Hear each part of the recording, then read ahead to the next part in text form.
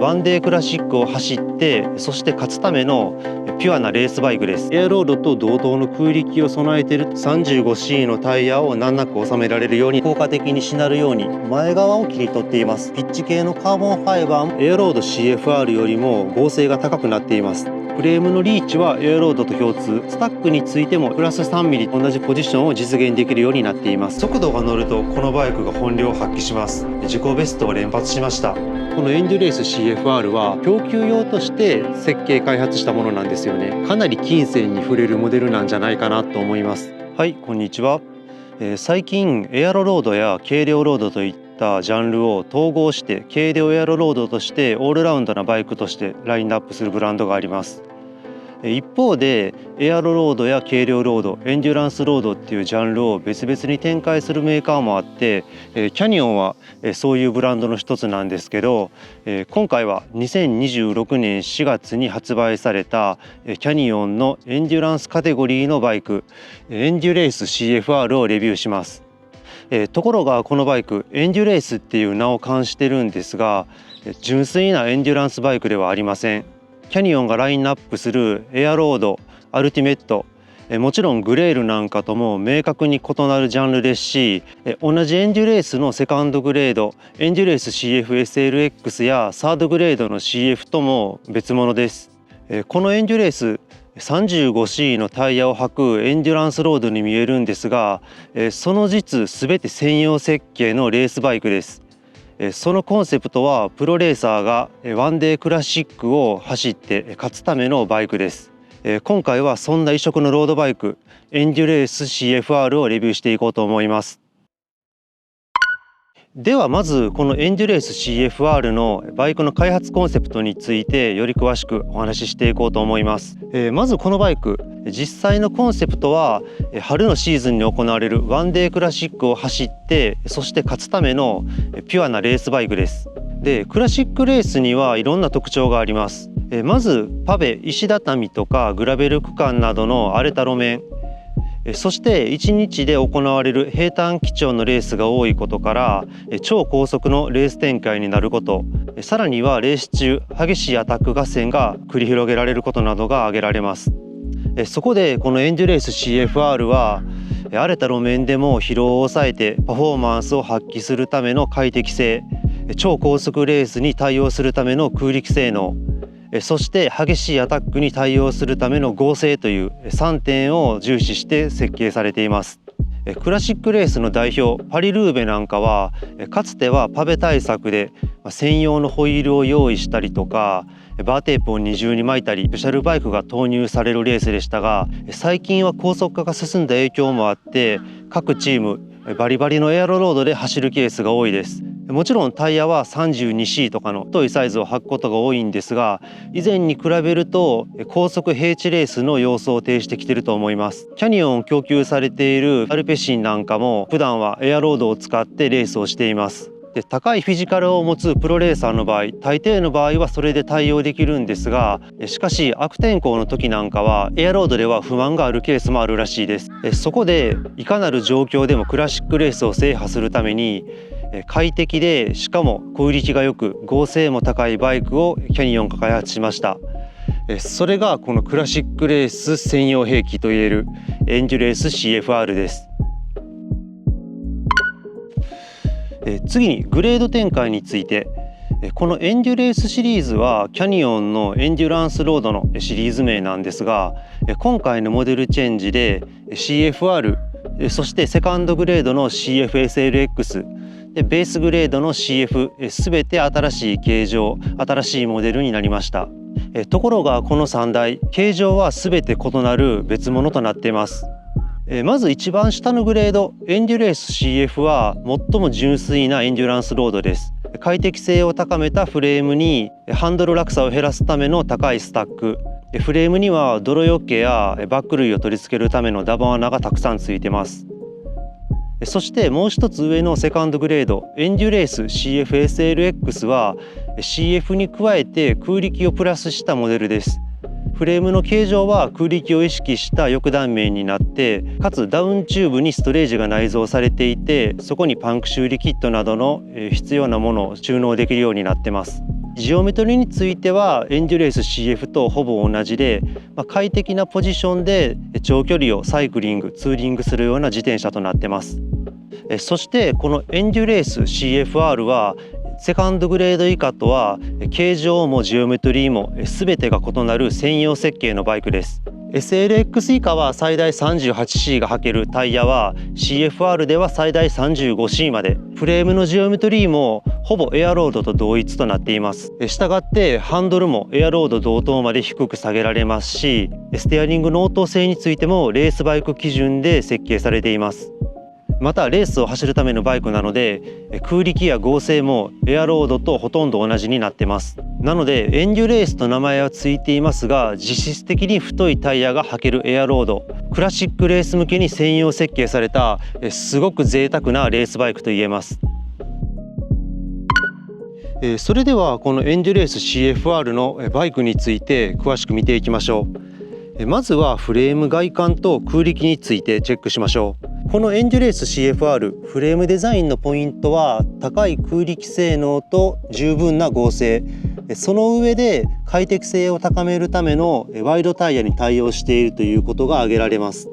あくまでレースバイクということで外観のイメージは同じキャニオンのエアロードに非常に似ているように見えます。ところがこのバイク細部を見ていくと結構エアロードとは異なってるんですよね。例えばこのダウンチューブ、横から見るとエアロードのような翼断面の形状に見えるんですが、バイクを少し後ろ方向から見てやるとこのダウンチューブ、ヘッドチューブ付近は薄い形状ですが、ちょうどボトル台座のあたりから一段太くなっているのがわかるかと思います。前から見るとちょうどキャニオンの Y と O の間あたりに段差があるのがわかります。この形状ですけど、まずは剛性確保のためですね、 BB 付近のパイプの幅を広くすることでダウンチューブのねじり剛性を向上させています。で一方でヘッド部分は少し薄くすることでこのフロントホイールとフォークの間を流れてきた気流がスムーズに流れてダウンチューブの横をかすめてきれいに後ろに流れていくように配慮されています。なおこのダウンチューブの途中で幅が変わる形状については、デザイン的な意図もありまして、このセカンドグレードの CFSLX はちょうどボトル台座のあたりにダウンチューブストレージがつくんですよね。そのために収納量を確保するためにここの幅が広くなってるんですが、それを少しイメージしたデザインでもあるっていう風に聞きました。もちろん金型は全く別物で CFSLX の場合このストレージ部分はさらに幅広くなっているんですが、こうやって共通のデザインを取り入れることで、CFR と SLX で血はつながってないんですが、同じファミリーっていうアピールをしてるみたいです。エアロードと違う点はリア三角の方にもありまして、それがこのシートステーの集合部ですね。エアロードの場合はこのシートステーがシートチューブにまっすぐ取り付けられているような形状だったんですが、エンデュレースの場合は左右のシートステーが一旦集合してからシートチューブにつながる、モノステーのような造形になってます。これはおそらくタイヤクリアランスを確保するためかなと思います。こういう形状にすることでロードバイクとしては太い 35C のタイヤを難なく収められるようになっています。このシートチューブの形状もエアロードとは少し違いますね。このタイヤとシートチューブの間を埋めるようなフィン状の造形がなくなって隙間が空いたデザインになってます。ただこれらの部分以外はエアロードと共通のところも多いです。例えばフロントフォークについてはエアロード CFR と同じものが採用されています。なのでこのフォークもともと 35C を履かせて十分なクリアランスがあったみたいですね。さらにハンドルシステムについてもエアロードや最近ではアルティメットなんかにも使われる一体型の専用ハンドルシステムが使われています。シートポストについては形状はエアロードと共通なんですが、このエンデュレース CFR の場合 VCLS エアロコンフォートシートポストという快適性を高めた部品が採用されています。このシートポストの前の部分がえぐられた形状になっていて、縦方向のコンプライアンス、振動吸収性が 25% 向上して荒れた路面でも体への突き上げを減らして疲労を軽減する効果があるらしいです。ところでこういうシートポストは他社のバイクでも採用されることが多いんですが、それらはシートポストの後ろ側をえぐっている例が多いです。ところがこのキャニオンの場合はシートポストの前側を切り取っています。この理由なんですが、最近前乗りで乗ることが多いんで、サドルの先端に体重がかかった状態でも効果的にしなるようにこういう形状になったということです。さてこのように全体的なイメージはエアロードに近いものの細部が異なるエンデュレース CFR、 その具体的な空力性能が気になるところなんですが、時速45キロでの風洞実験の結果ではエアロード CFR が204ワットに対してこのエンデュレース CFR は205ワットと1ワット差にとどめているらしいです。こういう風洞実験、ごくごく小さな要素で数ワット変わるんで、実質的にエアロードと同等の空力を備えていると言っていいかと思います。タイヤサイズが 35C と太くなったりネガティブな要素はあると思うんですけど、それにしてもかなり高い空力だと思います。では次にこのエンデュレース CFR に使われている素材と合成について見ていきたいと思います。一般的にエンデュランスロードは縦にも横にも柔らかくて走らないというイメージが強いんですが、このエンデュレース CFR は違います。そもそものコンセプトが超高速で悪路を走るクラシックレースを制覇するためのバイクということもあって、その合成はエアロードと比べても高いものとなっています。このバイクに使われているのは東レ製の T1100 や T800 といったカーボンファイバー、さらにそれらに加えて超高弾性の YS80 っていうピッチ系のカーボンファイバーも使われています。これらの炭素繊維を適切な場所に積層していくことによって悪路走行に耐える強度、そして高い合成を実現しています。特にこのヘッドチューブ合成に関してはエアロード CFR よりも合成が高くなっています。エアロード CFR のヘッドチューブのねじれ合成が1度あたり103ニュートンに対して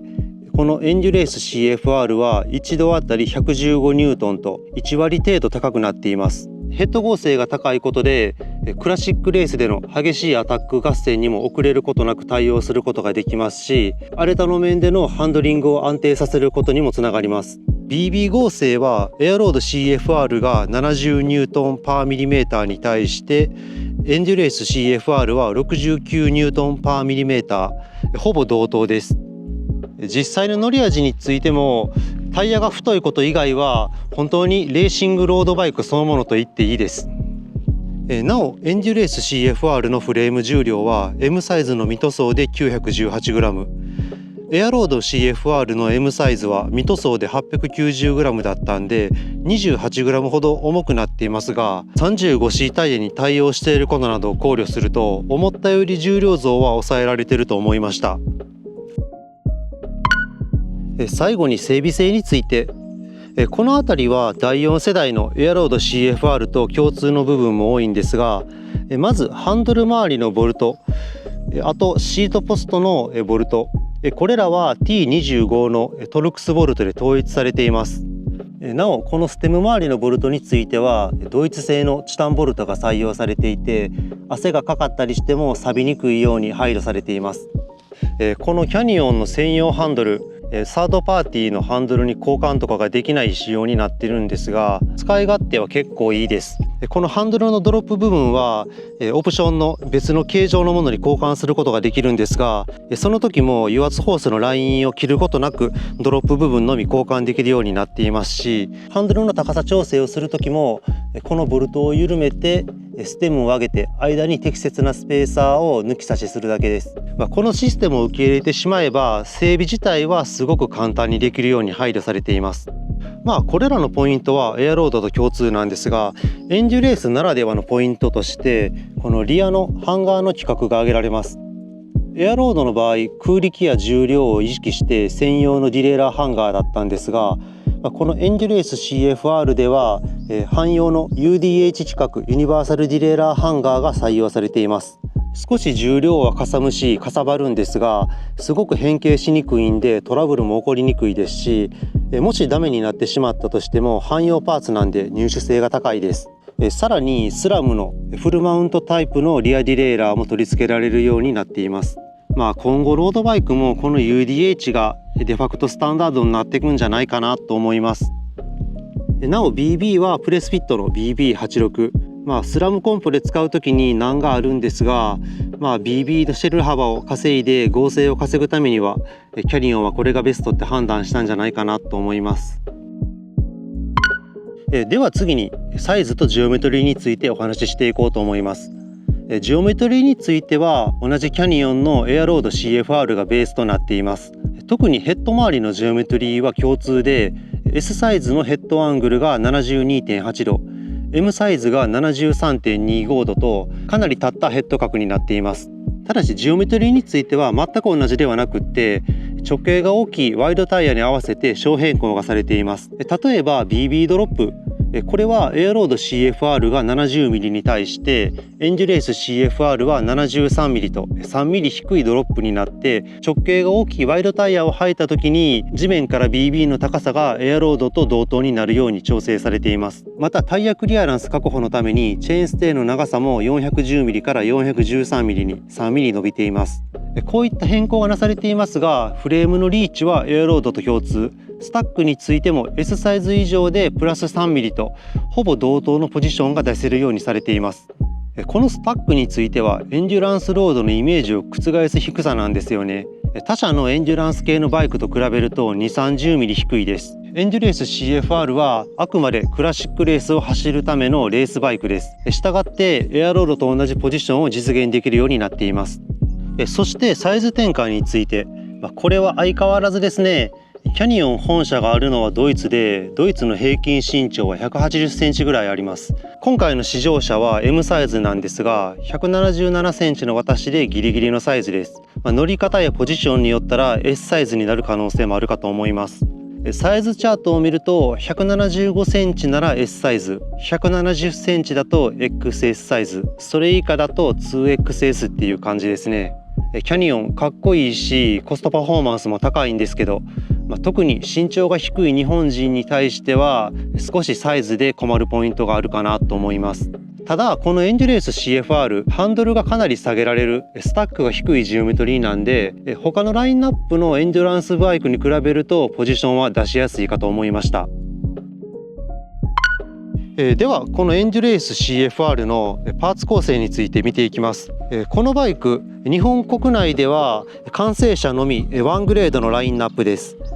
エンデュレース CFR DI2、シマノのデュラエース DI2 を採用する152万円の完成車だけのラインナップとなってます。まずフレームはエンデュレース CFR のトップグレードの専用設計のフレームで、ホイールに関しては DT スイスのARC1100 というカーボンディープリムがついてきます。これはスイスサイドと共同開発の空力性能に優れた 65mm ハイトのリムで、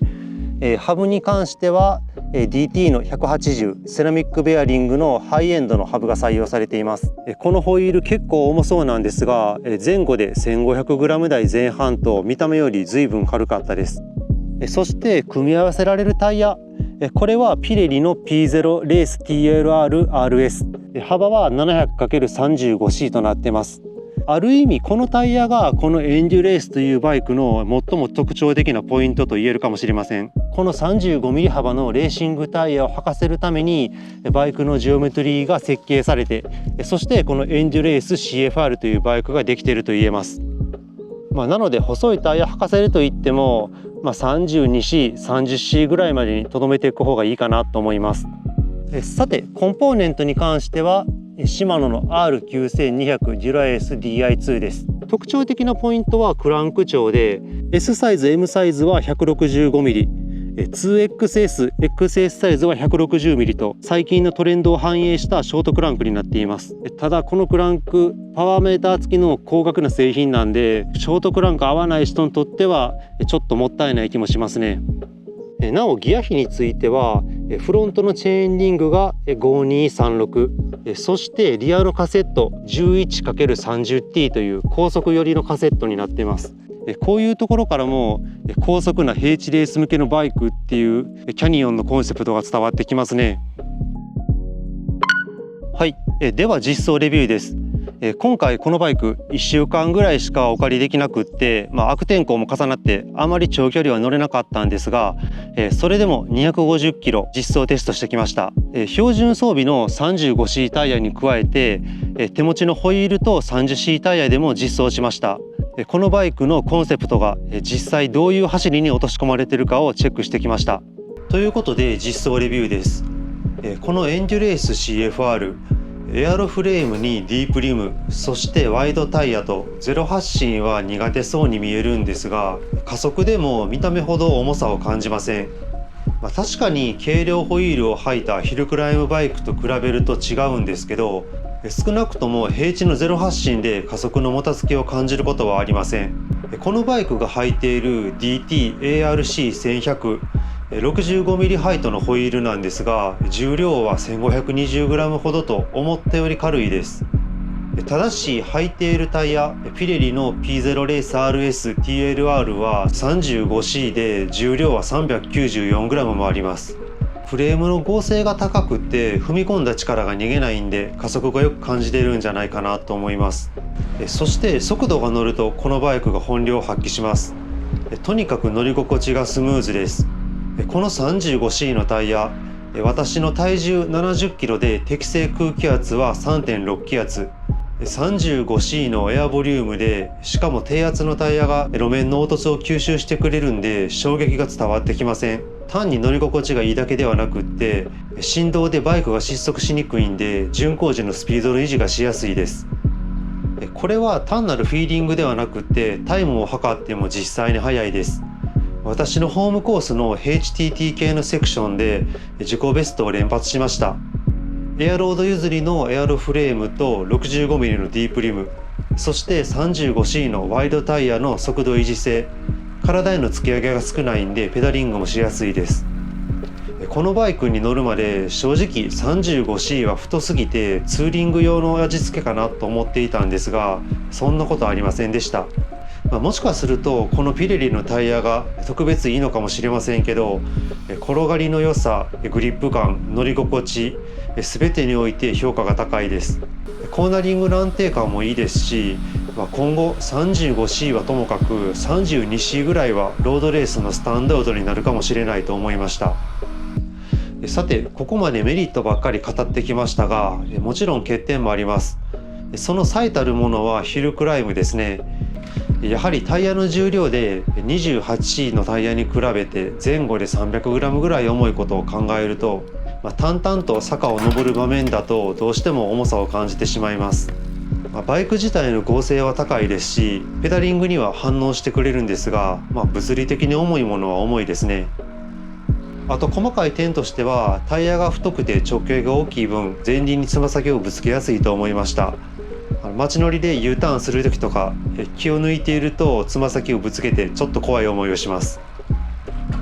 さて、このエンデュレース CFR35C のタイヤに印象を引きずられてるんじゃないかなと思ったんで、別のホイールセットでもテストしてみました。私物の ZIP303 ファイヤークレストとアジリストファスト TLR30C の組み合わせです。30C のタイヤを履くとハンドリングは一気にロードバイクっぽいヒラヒラした感じになりました。これはもちろん 35C に比べてっていうことなんですけど、このエンデュレース自体ヘッド角は立ってるんで、私が普段乗っているヘッドが寝ているスーパー6エボとかに比べるとだいぶクイックな印象ですね。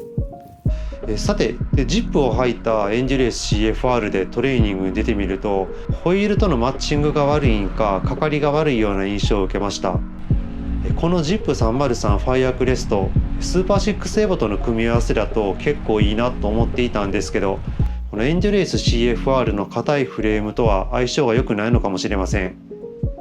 できれば DT-ARC1100 のタイヤだけ 30C にしたりとか、あるいは別のホイールで試乗してみたりしたかったんですが、ここで返却の日程が迫ってきて時間切れとなってしまいました。予想ですけど、このエンデュレース CFR、 ある程度リムハイトがあってためがあるディープリムのホイールの方が相性がいいのかもしれません。ということで今回はキャニオンのエンデュレース CFR をレビューしてきました。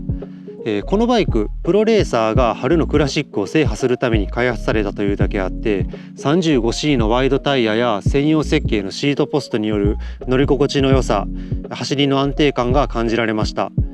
その一方でハンドルの低い戦闘的なポジションを取ることができるし、剛性も高くてピュアなロードバイクと比べて遜色ない走りも感じられました。さて皆さん気になるのはこのエンデュレース CFR とエアロード CFR どちらを選ぶべきかというところかと思います。正直言ってアマチュアライダーやハイアマチュアの領域だとどっちを選んでも走りに関して不満を感じることはまずないと思います。強いて言えば普段から実業団レースに出ています、レースするためにロードバイクに乗っていますという方はエアロード CFR の方が向いてるかと思います。エアロード CFR は 28C や 30C のタイヤに最適化されたよりスピードを追求したバイクです。一方で他の種目のトレーニングのためにロードバイクに乗っているとか、速く走るのは好きだけど本格的にレース参戦してるわけではない、ファストランとかハイスピードなツーリングをしたいっていう人にとったらこちらのエンデュレース CFR の方がよりマッチしているかもしれません。ワイドタイヤは乗り心地がいいし安定してるんで長距離走っても疲労を抑えてパフォーマンスを発揮できますし、むしろ巡航では路面の凹凸の影響を受けにくい分高いスピードを維持しやすいです。特に普段から 30C や 32C っていう太めのタイヤを使っている人はこのエンデュレースの走りがぴったり合うと思います。レーシングバイクのハンドル落差を取ったポジションが取れるっていうのも大きなポイントだと思います。さてここからはちょっとマニアックでメタ的な話になるんですが、エアロード CFR っていうバイクはプロレーサーがグランツールを走って勝つためのバイクであると同時に少なからず一般マーケットの方を向いたバイクでもあるんですよね。一般ライダーやホビーレーサーが購入してレースやサイクリングを楽しむバイクっていう側面もあると思います。その一方でこのエンデュレース CFR は